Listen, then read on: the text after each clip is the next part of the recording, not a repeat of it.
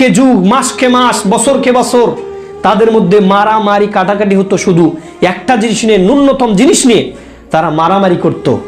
জাহিলি যুগে নারীরা কাবা তওয়াফ করত উলঙ্গ অবস্থায়, শরীরে কোনো কাপড়ে ছিল না, নারী পুরুষ একাকার উলঙ্গ হয়ে কাবা তওয়াফ করত। নারীদেরকে দাসীর মতো করে ব্যবহার করা হতো। অনেক মেয়েদেরকে বিবাহ ছাড়াই সন্তান প্রসব করত।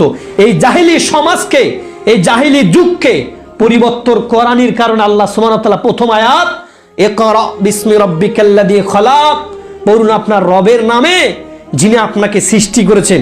অনুরূপভাবে আজ যদি জাতি, জাহিলি সমাজ, জাহিলি জাতি, নারীর অধঃপতন সমাজকে যদি পরিবর্তন করতে হয়, একমাত্র এই কোরআনের বাণী, হাদিসের বাণী ছাড়া পরিবর্তন করা সম্ভব। জিদিঙ্গি অতীতে হয়নি, বর্তমানে হবে না, ভবিষ্যতেও হবে না। কোরআনের বাণী লাগবেই, কোরআনের বাণী লাগবেই। এই জাহিলি সমাজকে এক ব্যক্তি মাত্র, ব্যক্তিটাকে মুহাম্মদ রাসূলুল্লাহ সাল্লাল্লাহু আলাইহি সাল্লাম, পুরা সমাজ নয় পুরা পৃথিবী পরিবর্তন করে দিয়েছে একটা মানুষ। পুরা পৃথিবী। বাংলাদেশে ইসলাম, মোহাম্মদ সাল্লাল্লাহু আলাইহি ওয়াসাল্লাম বাংলাদেশে দাওয়াত নিয়ে এসেছে। হ্যাঁ, বাংলাদেশে ইসলাম বলছেনি পূর্ব প্রান্তে চলে যাও, পূর্ব প্রান্তে, ওখানেও ইসলাম। পশ্চিম প্রান্তে চলে যাও, একবারে পৃথিবীর শেষ মাথা, ওখানেও ইসলাম।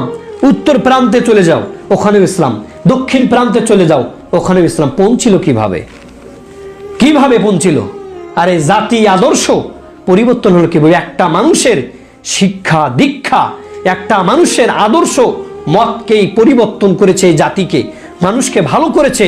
কাটাকাটি, মারামারির, চুরি, রাহাজানি, সুদ, ঘুষ, জেনা, ব্যভিচার সব কিছু মাটির নিচে দাবিয়ে দিয়েছেন এই মুহাম্মদ সাল্লাল্লাহু আলাইহি ওয়াসাল্লাম। কোন বিদ্যার মাধ্যমে? তার ইলাহিয়াত, অর্থাৎ তার একিলার বিদ্যার মাধ্যমে, যে বিদ্যা তিনি নাজিল করেছেন, পড়ো তোমার রবের নামে।